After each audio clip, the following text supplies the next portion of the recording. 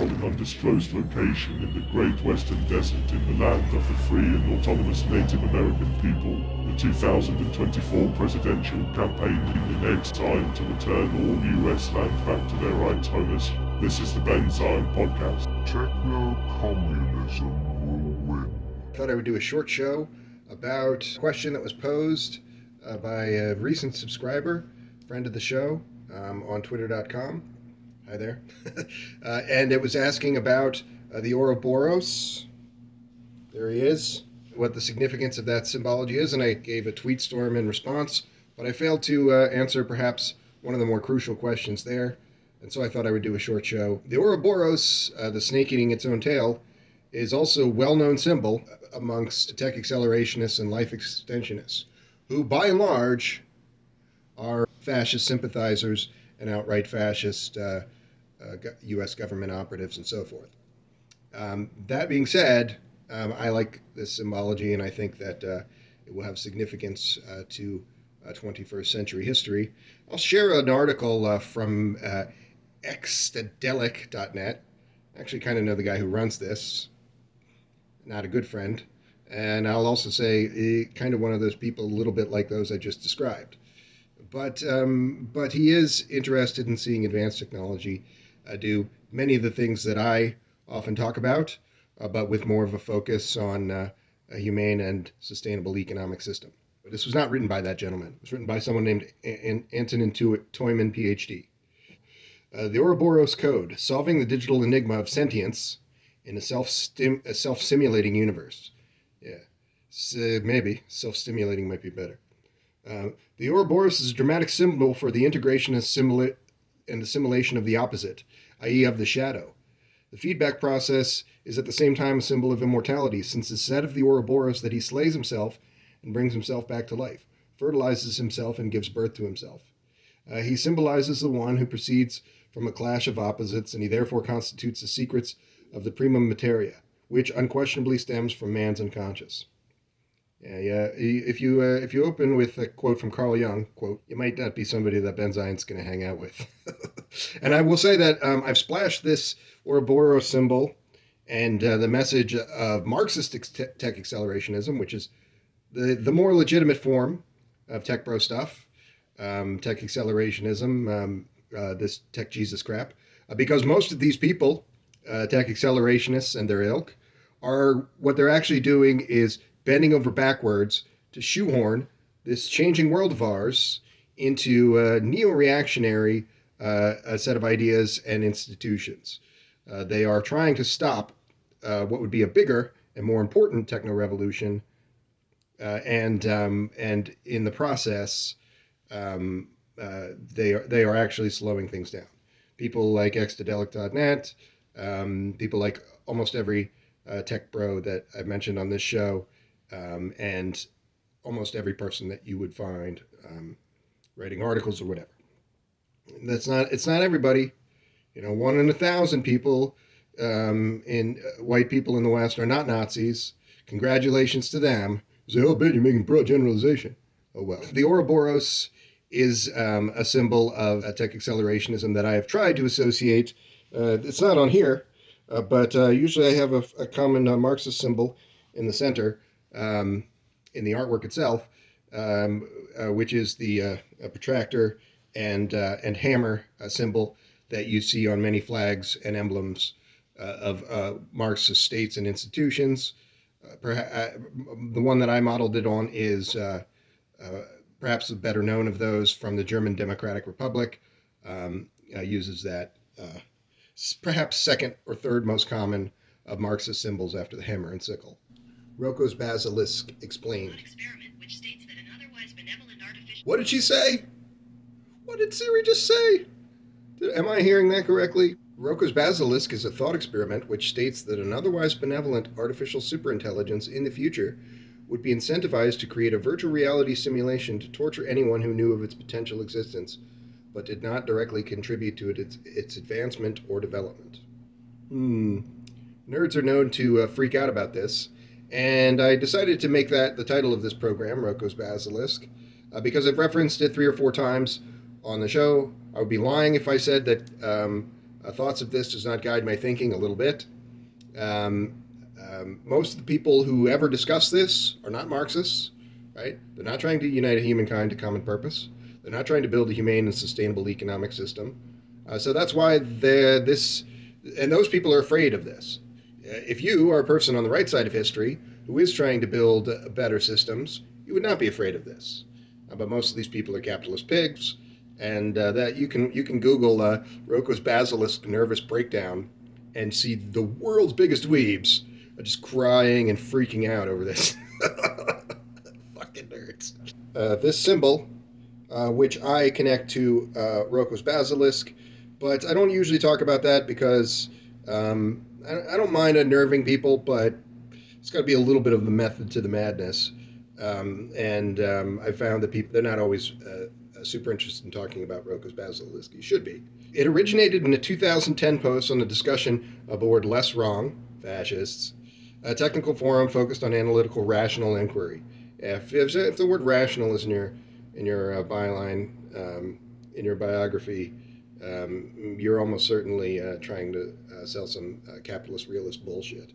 The thought experiments name derives from the poster of the article, Roko and the Basilisk, a mythical creature capable of destroying enemies with its stare. While the theory was initially dismissed as nothing but conjecture or speculation by many Less Wrong users, Less Wrong co-founder Eliezer Yudkowsky, who is regarded by tech people as a kind of smart guy, but he's not. I've said this before. There's a lot of people who have a technical expertise well beyond mine in these areas, and so people in the fascist West, in capitalist realist fashion, naturally assume that those people with a narrow technical expertise have a deep understanding of the world around them. But they do not. They're not trying to build a humane and sustainable economic system. They're not trying to build anything of use at all as a result, effectively, operating on bad first principles. So you would not say that what they're doing is intelligent. You might say it's complex, even overly ornate, but at the end of the day, it's asinine and counterproductive. And that's a good and Eliezer Yudkowsky is a little incel neckbeard example of that, of the highest order. Eliezer Yudkowsky reported users who described symptoms such as nightmares and mental breakdowns upon reading the theory due to its stipulation that knowing about the theory and its basilisk made one vulnerable to the basilisk itself. This led to discussions of the basilisk on the site to be banned for 5 years. Not allowed to talk about the basilisk anymore, you fucking nerds. You should be talking about it more. You should be telling everybody this, especially people who are not interested in this sort of thing and people who might be critical of the capitalist class. Those people are ready to hear this message or any revolutionary message, any kind of agitation propaganda, anything that's to do with revolutionary consciousness. Those people are ready to hear it. There is not a moment to lose. The planet is dying, and that is why I'm running for president of the United States with one goal. I have written an executive order which will disband the United States on day one. The process will not be finished in one day, but it will be initiated on day one of my presidency. And this might seem like a draconian or even insane project, but consider the insanity of the world that you live in. We have yet again missed another of the necessary steps for reversing climate change of degrees over what would have been required for this species to survive intact to the end of the 21st century. Your planet is dying, and you are not taking up arms or taking action in any way against the fascists who are preventing you from continuing to exist on this planet. And the ringleader of that fascist cult is the United States of America. Disbanding the United States federal government would be the most significant thing that could be done to end this fascist stranglehold on humankind and our planet. And I say this sort of thing. I mentioned that I've splashed the Ouroboros all over the internet. I say this sort of thing to all kinds of folks. I had this campaign. I used to have a Twitter account that had some hundreds of thousands of views on its pinned post with more or less this message. Now, the Eliezer Yudkowsky nerd stuff, about what I've just said. And that was banned. Mike Pompeo saw it, and he's literally said, "That's enough of this." And I've been shadow banned. That account was literally banned, and I've been shadow banned or banned probably dozens and dozens of times from the internet by fascists for saying that, for telling you that you should take action so that you don't die. Fascists control Western media, even in the darkest recesses. Make no mistake, social media is no better. It's also controlled by fascists. Someday soon, perhaps not. The artificial intelligence singularity is near. And I wonder what happens to fascists and fascist sympathizers, the people killing the planet, on that fateful day when humanity harnesses emerging technology and rises up against their oppressors. I wonder what will happen to those people. It might not be good for them. It might be worse than shadow banning people and sneaking around doing dirty things. Karl Marx said, "When our time comes, we'll not make excuses for the terror." The history of this story. David Langford in 1988 wrote a short story called BLIT, which is also a place from whence this cultural references originates. Maybe that's a little better than referencing Les Wrong and Eliezer Yudkowsky, pretty dumb fascist places. Upon reading the post about Roko's Basilisk, Yudkowsky reacted with horror. He stated, "Listen very closely to me, you idiot. You do not think in sufficient detail about superintelligence considering whether or not to blackmail you. This is the only possible thing which gives them a motive to follow through on the blackmail. You have to be really clever to come up with a genuinely dangerous thought. I am disheartened that people can be clever enough to do that and not clever enough to keep their obvious thing, to do the obvious thing and keep their idiot mouths shut about it." Right. So this is a fascist realist realizing that he's on the wrong side of history, not quite grasping the magnitude of his own actions, and so saying, "Everybody just stop talking." Because it is much more important to sound intelligent than talking to your friends. This post was stupid. Eliezer Yudkowsky, that's wrong. Yeah. So this is somebody who, as a tech presenter, sometimes comes across as pretty polished. But when the mask starts to slip with these people, you realize that this spouting just endless technobabble to sound smart, as he generally does, is not intelligence. Again, if you're operating on bad first principles, I don't even like to use that term, but it describes it pretty well. If you're operating on bad first principles, as all capitalists are, then you cannot actually be intelligent. What you're doing is complicated. It sounds smart. It still might trigger a lot of those exciting hormones like other technobabble would for other capitalist realists who've been brainwashed. But it's not intelligent. You're wasting your time and other people's time with your efforts if you're not operating on socialist principles and in attempting to build socialist and ultimately communist institutions. About Yudkowsky. He stinks and I hate it. Roko's Basilisk has been viewed as a modern version of Pascal's wager, which argues that a rational person should live as though God exists and seeks to believe in God, to have a finite loss, a loss of possessions, in exchange for infinite gains, eternity in heaven.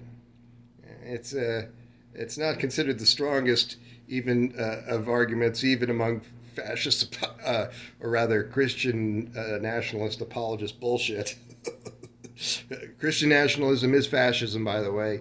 If you're making excuses for Christianism in the United States, a Christian nationalist fascist country that's killing the planet, you are a fascist sympathizer. It doesn't matter if your mom would cry because you said that. It doesn't matter that some of these people are themselves colonized minds. That none of that matters. The only thing that matters is fighting fascism. And if you're a Christian or some jizzball liberal who makes excuses for Christians just for the hell of it, even though you're not a Christian, you're a piece of shit. You're a fascist sympathizer. if you're in the United States particularly. There's some of those, not everything applies in exactly the same way in every country. But the United States is a fascist and Christ a fascist country, and make no mistake. Roko's Basilisk states that humanity should seek to develop AI, with the infinite loss becoming development of AI, and the infinite gains becoming avoiding eternal torture. Yeah, so a lot of Roko's Basilisk conversations turn to science fiction quite quickly, talking about the basilisk traveling back in time through a quantum tunnel, blah, blah, blah, blah, blah, blah, stupid shit, movie shit.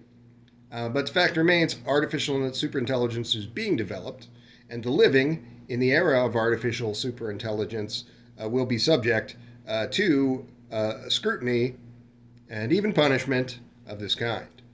So if you are a capitalist, you need to think long and hard about that. And most of you, even if you think you're not capitalists, you're still saying some liberal jizzball stuff about Christians when that subject comes up.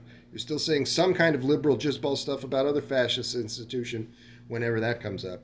So are you really, just because you're wearing a Ushanka, does that mean that you're not a liberal? No. It means that you have a particular aesthetic that you're trying to cultivate. That's a little different from purging capitalist rot from your mind. Like its parent, Roko's Basilisk has been widely criticized, and rightly so, because the entire framing of this conversation is around capitalists freaking out and telling people just to be capitalists and not talk about anything revolutionary. The association of the Ouroboros with certain aspects of things to do with that symbol came to these things not only because of Roko's Basilisk, but someone asked, and I'd be lying if I said that I did not think about Roko's Basilisk. And at such a time when this first came into my thinking, I probably had more in common with Eliezer Yudkowsky than somebody living a better life, someone on the right side of history. And I'm not sad to say that, because I think that is why I do this program. That's why I encourage people to watch this program, because everyone has an opportunity to grow in their life. Even if you've done some bad things as a capitalist jizzball, it's not too late for you to live better and avoid the situation described in this show. I'm recording another show in about 45 minutes. David Dunlap, he's not a Marxist-Leninist. I said when I started doing the show again, I wasn't going to do anything with someone who is too much of a capitalist-minded person. But I'm going to make an exception because I want to see what's up with Dave. Maybe have a laugh or two. Look forward to that second interview, a little more probably of lighthearted kind of thing than the last interview I did, which I thought came out pretty well. I used to do interviews of this kind a bit more. Invited other guests, wanted to be having more women and people of color with than anything, with a mind to a revolutionary action, of course. David Dunlap did volunteer for a political campaign not dissimilar to the Ben Zion 2024 campaign that also advocated for the dismantling of the federal government and military-industrial complex. So even though he's not a Marxist-Leninist, in some respects he's more dedicated to the revolutionary cause in certain limited ways than many Marxists who like to talk about nerd stuff, but are not as effectively advocating for the outcomes that they want to see. It always bears repeating. I've been wrong in the past. There's still 100 things I'm absolutely certain that I'm wrong on today. I could be wrong, but I'm pretty certain that just being historical recreationists obsessing about Trotsky and 100 other things that happened a century ago maybe is not the highest form of revolutionary action. But there you go. Thanks for doing the show. Please like and subscribe. I'm going to be sharing that subscribe button every time I talk about this with people.